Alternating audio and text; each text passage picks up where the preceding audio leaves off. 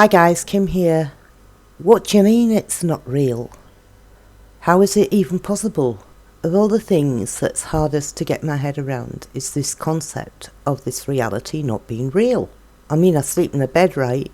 And if somebody throws a brick at me, it hurts. How could it possibly get more real than that? So getting my head around this is really difficult, but I will try and describe the way I do get my head around it and how it may not be real. I don't need to be right about this, it's merely my thinking and how I am speculating how this thing works.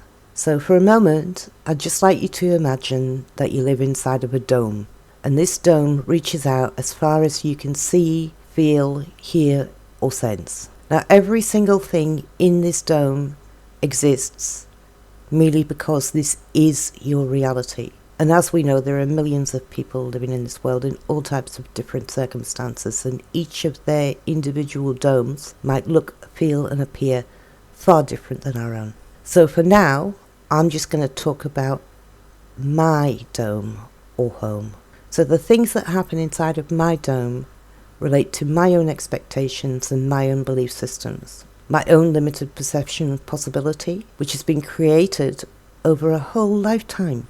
Some of the things in my lifetime have led me to believe things, and some things have led me to believe things that are just not possible. Like, for instance, I don't expect to see a dinosaur appear in my back garden anytime soon. However, the chances of hearing a kookaburra today are likely, as in my dome, they do exist. So, for a minute, what I'd like you to do is just imagine that I'm experiencing a shortage in my dome. Now this shortage is in the nature of toilet rolls, and at a conscious level I do not know where this idea came from.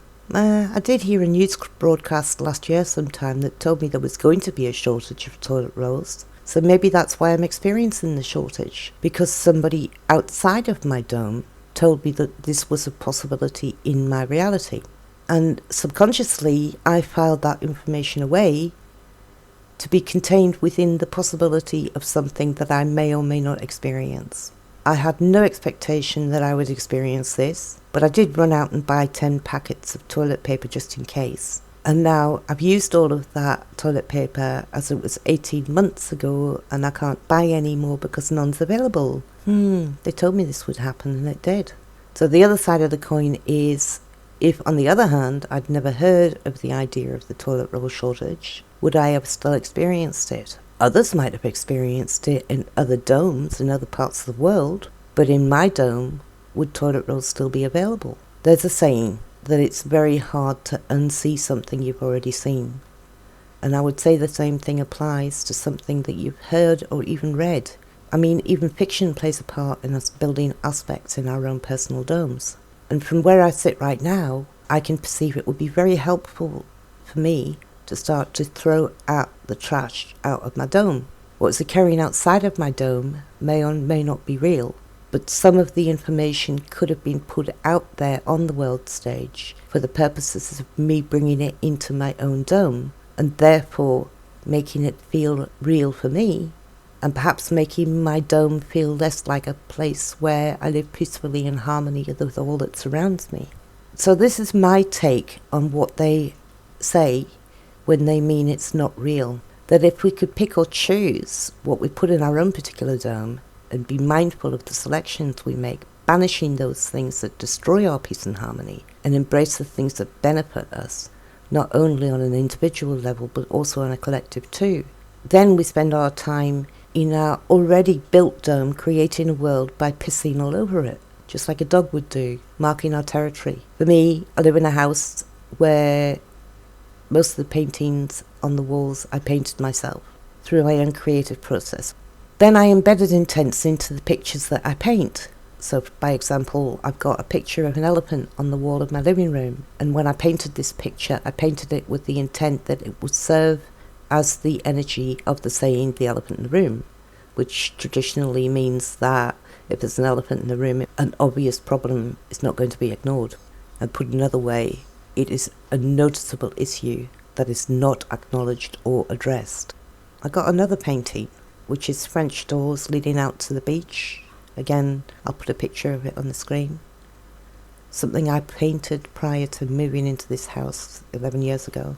I named this painting at the time A Bright Future. Other than paintings, there are other ways that I piss on my world and create it in a creative fashion, like burning incense or essential oils and then placing the intent in water. When I make cups of coffee for people, I'll sprinkle happy dust into the cups. You might even like to build yourself a water system that charges water by magnetizing it, and that could be in your dome. Then we can expand outwards from that with written intents and goal bowls. So I've talked about written intents on many occasions and how they should be prefixed with my pure intent is, and how it should be written in single letters. I did a video on that called Script You Are, which I'll link below in case anybody hasn't seen it. Now, I'm not sure if I've talked about goal bowls before, so I'm going to explain how it works and what the idea of goal bowls are, but I'm going to do a separate video on that concept because I don't really want to muddy the water on this one. So the idea of the goal bowl is that our higher consciousness is working hard on bringing to us that which we need to experience in order for our souls to grow. And that can either be achieved by us doing absolutely nothing about anything and then waiting for our higher selves to place the next thing in our path. And I know a great many people who found this way very rewarding, very tranquil, and very accepting. But there is another way. And the alternative is that we create our own lives from within our own domes and fill it with the experiences we wish to have, therefore guiding our higher selves rather than giving them free will to guide us. And this guide takes the form of a goal bowl. So the goal bowl is a piece of paper where we fill it with information such as experiences that we might wish to have, stuff that's ideas that excite us, something we may have seen that we wish to purchase or attain. Embedded in the goal bowl is the desire or wish that life could be even more fulfilled than it actually is. So like I said, that's going to be a separate video. But that's it from me today, guys. As always, I honour and appreciate you all. May hugs and laughter be abundant in your domes. Ta-ta for now.